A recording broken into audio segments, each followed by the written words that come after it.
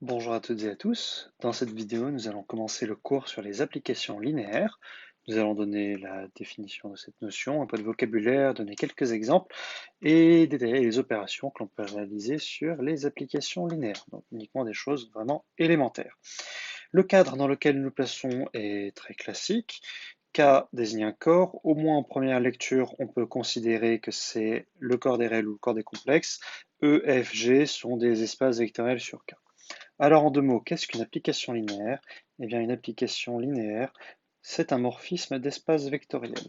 C'est-à-dire que c'est une application qui envoie une combinaison linéaire sur une combinaison linéaire, c'est-à-dire telle que l'image d'une combinaison linéaire, c'est la combinaison linéaire des images. Plus précisément, si je prends f, une fonction de l'espace vectoriel E dans l'espace vectoriel F, je dis que f est linéaire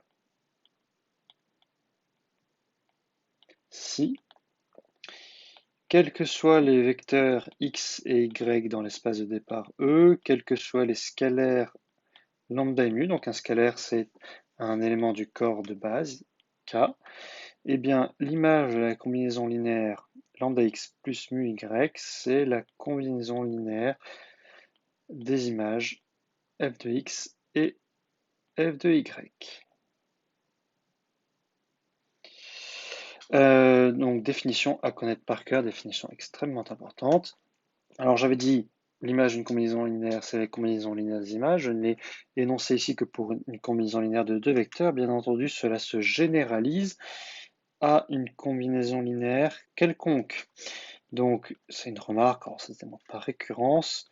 Si on a une application linéaire de E dans F, donc si F qui va de E dans F est linéaire, si j'ai des vecteurs x1, xn dans E, des scalaires lambda 1 et lambda n dans K, et bien tout simplement par récurrence, l'image par f de la combinaison linéaire somme de lambda i xi, c'est la somme pour i lambda 1 n des lambda i f de xi. L'hérédité est immédiate. Pour l'initialisation, pour n égale 0, il faut surtout bien comprendre ce que c'est. Pour n égale 1, il n'y a rien à faire. Et la définition, c'est n égale 2. Alors, un petit peu de vocabulaire, vu qu'on a parlé de morphisme, on a la même chose que pour les groupes. Donc, un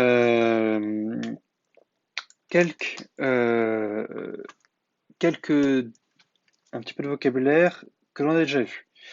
Donc, premièrement, si E est égal à F, donc une application linéaire F qui va de E dans E, c'est ce que j'appelle, ce qu'on va appeler un endomorphisme. Un endomorphisme. Euh, et une application linéaire bijective, donc si f qui va de E dans F est une application linéaire bijective, eh bien je dis que f est un isomorphisme.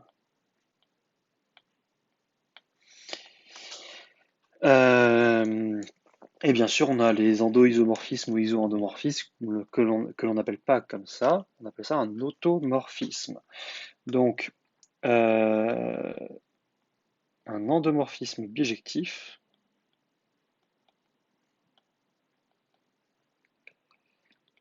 c'est un automorphisme. Donc, ce qu'il faut retenir, c'est que endomorphisme et isomorphisme, on appelle ça un automorphisme. Et enfin, un petit peu de vocabulaire là, nouveau pour vous, c'est dans le cas où l'espace vectoriel d'arrivée, c'est le corps de base. Donc si f est égal à k, eh bien une application linéaire petit f qui va de E dans K, on dit que c'est une forme linéaire.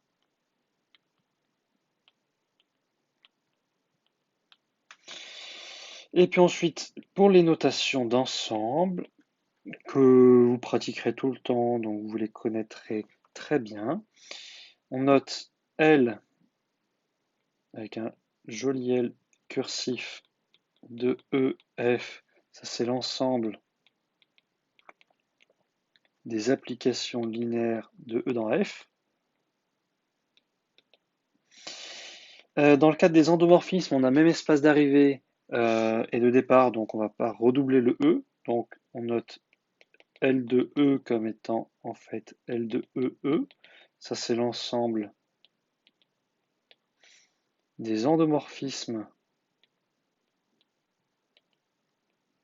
E. Pour les automorphismes, on a la notation GL de E, donc c'est l'ensemble des endomorphismes de E bijectifs. Ça c'est l'ensemble des automorphismes de E. Alors une dernière notation assez utilisée mais un peu plus dangereuse, c'est pour les formes linéaires. On notera parfois, mais juste parfois E étoile, l'ensemble des formes linéaires de E sur E, donc l'ensemble des applications linéaires de E dans K. Ça, c'est ce qu'on appelle le dual, l'espace dual de E. Vous comprendrez un peu plus tard pourquoi est-ce qu'on appelle ça espace dual. Et bah, cette étoile, elle est quand même un petit peu surutilisée, hein. Il y a plein de situations où on a envie d'utiliser une étoile. Donc, on évite d'utiliser cette notation s'il y a une ambiguïté dessus. Et cette année, on n'aura pas forcément besoin de l'utiliser. Alors, avant de donner quelques exemples, une remarque. J'ai commencé par vous dire qu'une application linéaire est un morphisme d'espace vectoriel. Mais la structure d'espace vectoriel recoupe celle de groupe. Et bien, très naturellement, si vous prenez ici lambda égale 1, mu égale 1, eh bien vous avez qu'une application linéaire, c'est un morphisme de groupe. Alors, ce n'est pas une remarque qu'on utilisera beaucoup parce que la structure de groupe additif est rarement intéressante. On peut quand même euh, donner immédiatement une propriété, c'est que si je prends f, une application linéaire qui va de E dans F, eh bien l'image du vecteur nul de l'espace de départ, c'est le vecteur nul de l'espace d'arrivée. On peut démontrer ceci. Alors soit on dit, bah oui, cela vient immédiatement des propriétés de morphisme de groupe, très bien. Soit on peut aussi le redémontrer encore plus simplement en disant que le vecteur nul c'est 0 fois lui-même. Donc on obtient 0 fois l'image du vecteur nul, et donc on obtient le vecteur nul de l'espace d'arrivée, tout simplement. Maintenant, on va voir quelques exemples élémentaires. Et en fait, ce mot linéaire, on l'a prononcé à beaucoup de reprises au premier semestre. On a vu énormément d'objets qui sont linéaires. Donc, on va juste les lister. Donc, des exemples de référence. Il est très important de les avoir en tête pour ensuite pouvoir montrer facilement que des applications que l'on vous donne sont linéaires. Alors, on va commencer par les exemples de matrices. Donc, si je prends A, une matrice de dimension NB, B, une matrice de dimension PQ, ben, je peux multiplier A par B. Alors, on peut faire soit varier A, soit varier B. Donc, l'application qui a une matrice X donne la matrice AX. Donc, ça, c'est l'application qui est une matrice de dimension PQ associe une matrice de dimension NQ. On peut aussi, à une matrice Y, associer la matrice YB. Donc ça, c'est une matrice de dimension NP. On lui associe la matrice de dimension NQ. Donc ces deux applications sont linéaires. Donc ça c'est juste en fait la propriété de distributivité de la multiplication sur l'addition. Ce que l'on peut remarquer, c'est que l'application qui a un couple AB associe le produit AB, donc là c'est de l'espace vectoriel produit MNP de K MPQ de K, qui associe une matrice MNQ de K. Ça, cette application n'est pas linéaire.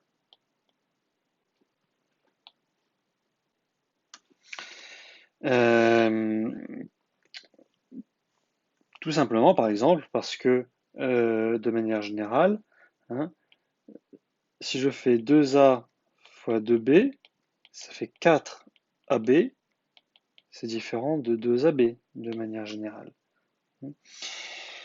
Donc cette application de produit matriciel, elle est linéaire à gauche, linéaire à droite. On dit que cette application est bilinéaire, mais ce n'est pas une application linéaire. Attention, petite subtilité. On verra d'ailleurs que c'est une situation que l'on réutilise souvent. Ensuite, quelques exemples d'analyse. Si je prends I includant R un intervalle, eh bien, on va regarder les fonctions définies sur I à valeur dans K, et puis on peut les dériver, on peut les intégrer, alors, quand on a le droit. Donc on peut regarder l'application qui a une fonction f associe sa dérivée. Alors on pourrait définir ça par exemple sur les fonctions C1. Et quand on dérive une fonction C1, on obtient une fonction continue. Ça c'est une application linéaire. On peut aussi refaire ça sur les fonctions C infini. Quand on dérive une fonction C infini, eh bien on obtient une fonction C infini. Eh bien ça c'est un endomorphisme. Bien sûr, cet endomorphisme n'est pas bijectif, il n'est pas injectif. On peut aussi intégrer. Donc si je prends A et B dans I, je peux regarder l'application qui à F associe l'intégrale de A à B de F. Donc ça c'est une application définie au moins sur une, on va dire, pour vous au moins première lecture, pour des fonctions continues, et à valeur dans K. Et bien ceci c'est une forme linéaire.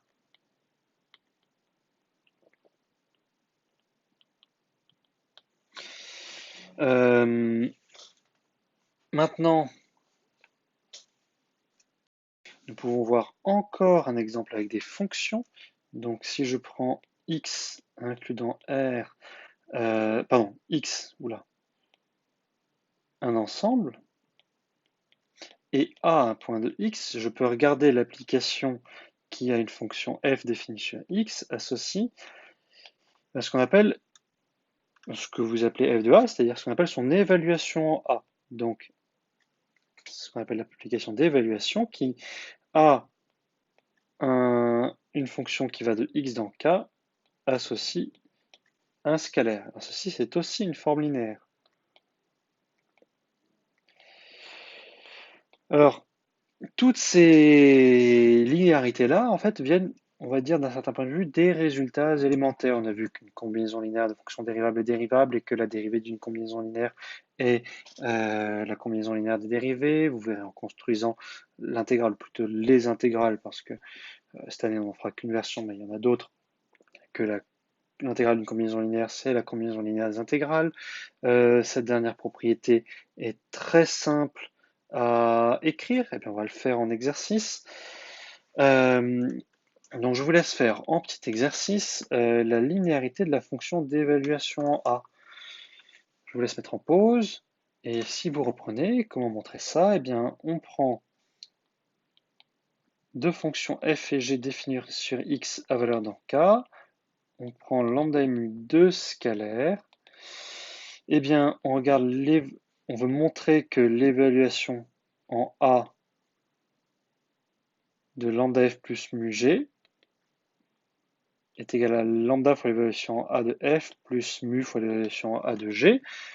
Ce sont des nombres, donc on calcule tout simplement. Ça fait lambda f plus mu g en A. Donc ça fait lambda f de A plus mu g de A par définition. Donc ça fait lambda évaluation en A de f plus mu évaluation en A de g. Tout simplement. Donc on obtient bien la linéarité, on va dire, d'un certain point de vue par construction. Alors, maintenant, petit exercice très simple à maîtriser. Ce sont les applications linéaires avec lesquelles vous travaillerez le plus, au moins dans un premier temps. Les applications avec des vecteurs. Donc, je vais prendre f défini sur r cube à valeur, on va dire, dans R2, pour ne pas que ce soit très compliqué, et qui a une colonne x, y, z associe la colonne, on va dire, x moins 2y plus z et moins y plus z. La question est de montrer que f est une application linéaire. Il y a au moins deux manières de procéder. L'objectif, c'est de savoir montrer ceci, et deux, de savoir montrer ceci efficacement. Donc, je vous laisse mettre en pause la vidéo et réfléchir un peu. Je vais faire les deux manières. Donc, on peut revenir à la définition. Donc, c'est-à-dire prendre deux vecteurs x, y, z, x', y', z' dans R cube, deux scalaires lambda mu, et calculer f de lambda fois x, y, z plus mu fois x', y', z'. Donc ça, c'est f de la colonne lambda x plus mu x', lambda y plus mu y', lambda z plus mu z'. Donc c'est égal à, par définition, lambda x plus mu x' moins 2 facteur de lambda y plus mu y' plus lambda z plus mu z'. Et là, j'ai en moins lambda y plus mu y'. C'est très fastidieux à écrire, mais c'est très simple. Lambda z plus mu z'. Donc on peut factoriser les lambda et les mu dans chaque ligne. Donc ça fait lambda facteur de x moins 2y plus z plus mu facteur de x' moins 2y' plus z'. Et en bas, ça fait lambda facteur de moins y plus z plus mu facteur de moins y' plus z'. Et donc on obtient bien en fait lambda f de x, y, z plus mu f de x', y', z'. Donc vous voyez, c'est extrêmement simple, ce n'est pas si long que ça, c'est un petit peu fastidieux. On peut aussi en donner un argument beaucoup plus concis, mais il ne faut pas se tromper. Donc, il suffit de voir qu'on fait, on fait un produit par une matrice. Donc, avec la matrice des coefficients, donc avec A, la matrice 1, moins 2, 1, 0, moins 1, 1, eh bien, on a f, qui est une application qui a une colonne x associe A fois x. Donc, f est linéaire. Alors, comme argument, on peut dire soit par linéarité à gauche du produit matriciel,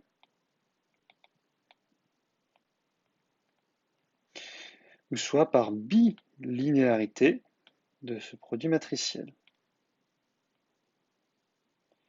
L'erreur à ne pas faire quand on utilise cette chose-là, c'est de dire par linéarité du produit matriciel, parce que le produit matriciel n'est pas linéaire.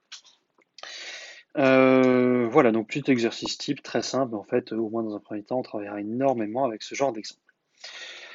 Maintenant, nous allons voir quelques résultats d'opérations sur les applications linéaires.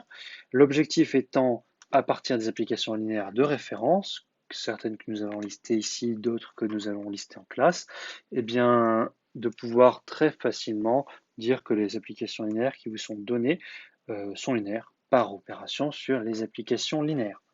Maintenant, vous avez vu que montrer avec une application linéaire n'est jamais compliqué. On peut difficilement faire plus long que ceci. Donc, ce n'est jamais dur de revenir aux définitions. Or, ça ne veut pas dire que vous ne devez pas apprendre ces théorèmes, parce qu'ils nous seront aussi utiles d'un point de vue abstrait, disons, dans un deuxième temps. Alors, qu'est-ce que l'on peut faire sur les applications linéaires? Bien entendu, très naturellement, on peut faire des combinaisons linéaires d'applications linéaires. Et ce qu'il faut retenir, c'est qu'une combinaison linéaire d'applications linéaires est encore une application linéaire. Donc, premièrement, proposition.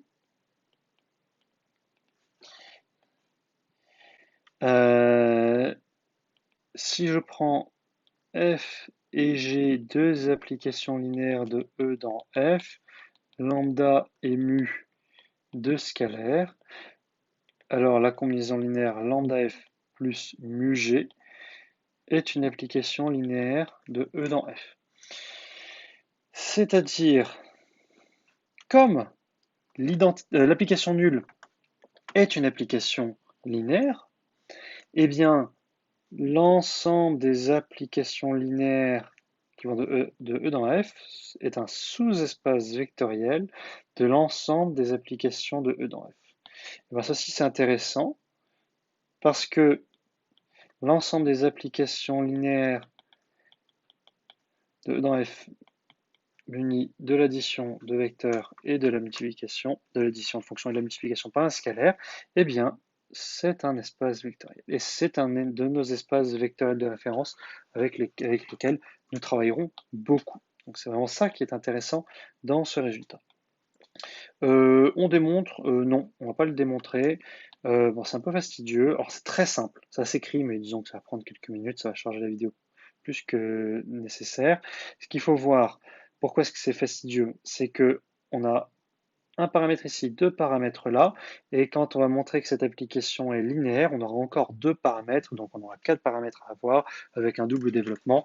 C'est très facile à écrire, c'est un tantinet fastidieux. Donc, je vous laisse le faire si ça vous intéresse. Maintenant, deuxième opération qui est bien entendu légitime, et notamment vous avez travaillé sur des morphismes avant, c'est l'opération de composition. Donc, on va travailler avec hop, une application linéaire F là, une application linéaire G là, et bien sûr, entre les deux là, on met l'application composée de F par G. Et on va raconter deux choses. Dans un premier temps, tout simplement, une composée de morphisme est un morphisme. Donc, première proposition.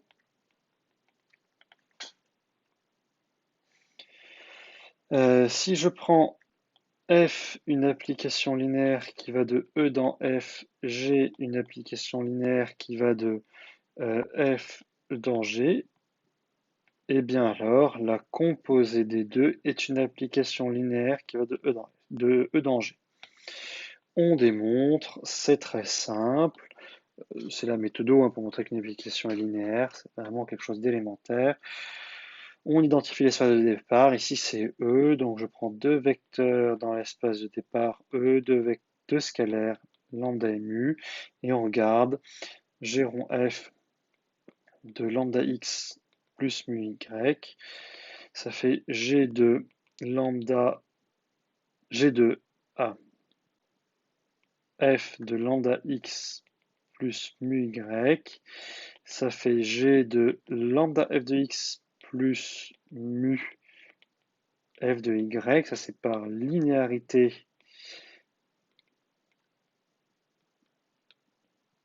de f. Et puis là, on applique g, donc ça fait lambda g de f de x plus mu g de f de y. Ça c'est par linéarité de g. Et donc on obtient lambda g rond f de x plus mu g rond f de y. Donc on obtient bien que la composée de f par g est linéaire. C'est vraiment élémentaire. Pas surprenant si vous vous rappelez de votre cours sur les morphismes. Et maintenant, ce que l'on va faire, c'est s'amuser là-dedans à faire varier f d'un côté quand g est fixé, ou g d'un côté quand f est fixé. Donc, et on regarde ce que l'on obtient sur la composée des deux. Et ce que l'on va voir, c'est que dans chacun des cas, ceci est linéaire. Donc la composée de f par g dépend linéairement de f et dépend linéairement de g. Alors, on peut l'appeler théorème.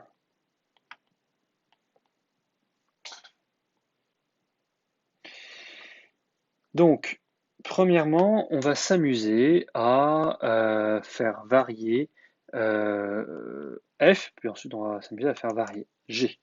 Donc, la première, je l'appelle phi. Alors, ça n'a rien d'universel, c'est juste un choix ici pour donner un petit nom pour pouvoir le manier facilement. Donc, on va regarder l'application qui a...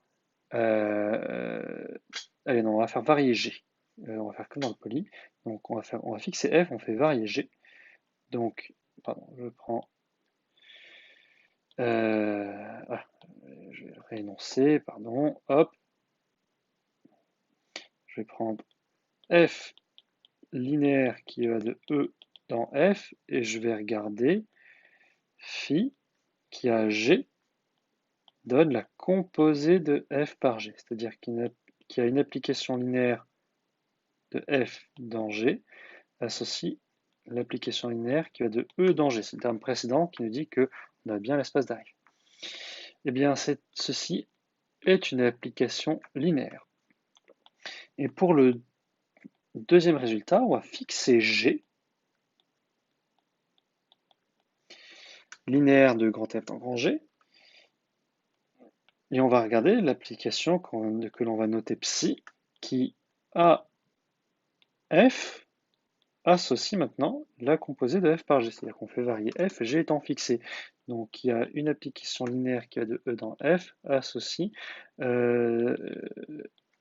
g en f qui est dans l'espace des applications linéaires de E dans g.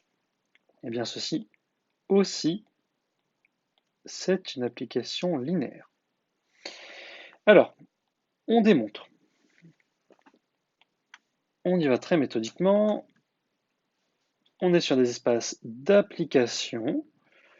Donc, pour le 1, je prends G1, G2, une application de f dans G, lambda et mu de scalaire, et l'objectif c'est de montrer que phi de lambda G1 plus mu G2, c'est égal à lambda phi de G1 plus mu phi de G2. Mais on remarque que tout ceci, bien sûr, ce sont des fonctions. Quand on montre que deux fonctions sont égales, c'est la méthodologie habituelle. Je prends x dans l'espace de départ, hein, ce sont des fonctions qui vont de E dans G, tout ça. Donc je prends x dans l'espace de départ et je calcule phi de lambda G1 plus mu G2 de x, c'est par définition lambda G1 plus mu G2 rond f de x. Donc ça fait lambda G1 plus mu G2 de f de x. Par définition, ça fait lambda G1 de f de x plus mu G2 de f de x. Et donc, on obtient bien lambda psi de G1. Pardon, c'est un phi. Phi de G1 de x plus mu phi de g2 de x, d'où le résultat. Alors, il y a quand même quelque chose à remarquer ici dans cette démonstration, c'est que l'on n'a pas utilisé la linéarité ni de f ni de g. En fait, c'est général, dès que l'on a, pour le premier cas, un espace d'application qui a une structure vectorielle, la composition à droite sera toujours linéaire. Il n'en ira pas de même, bien entendu, pour la composition à gauche. Donc, on fait la même chose pour la composition à gauche. Donc, je prends F1 et F2, deux applications linéaires qui vont de E dans grand F, lambda et mu, deux scalaires, et on veut montrer que psi de lambda F1 plus mu F2 égale lambda psi de F1 plus mu psi de F2. On identifie bien sûr qu'on a des fonctions qui vont de E dans G. Je vous rappelle la définition de psi ici, c'est la composition à gauche par G. Donc, on évalue en x, on a un x quelconque, donc je prends x dans E, et par définition psi de lambda f1 plus mu f2 de x, c'est donc g rond lambda f1 plus mu f2 de x, c'est donc g de lambda f1, j'ai oublié f, lambda f1 plus mu f2 de x, c'est donc g de lambda f1 de x plus mu f2 de x. Et donc par linéarité de g, c'est lambda g de f1, attention parenthèse, de x plus mu g de f2 de x. Donc là, on utilise la linéarité de g.